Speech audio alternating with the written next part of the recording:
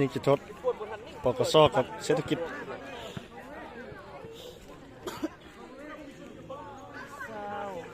วิจารณ์มีอย่างนี้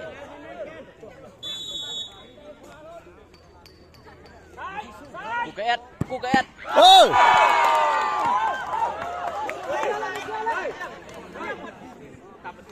ตับเฮียนมดมันเด้อมันเด้อเฮียนมดใส่เด้อ ไหลสดเด้อ เศรษฐกิจ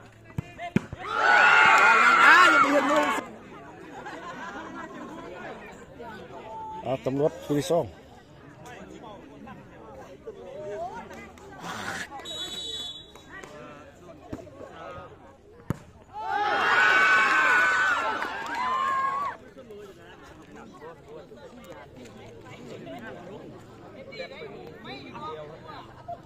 เต้นนี่เขาเต้น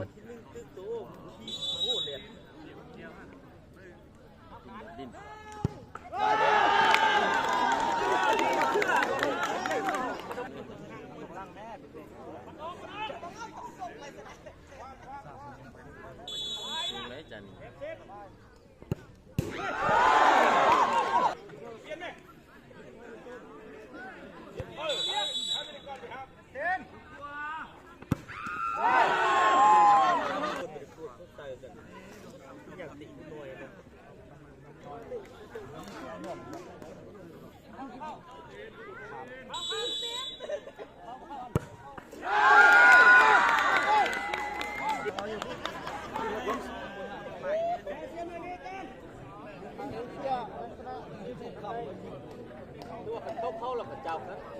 ไปไป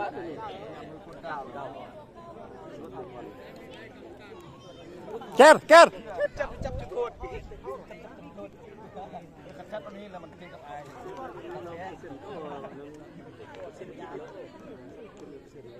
บัวเข้าอยู่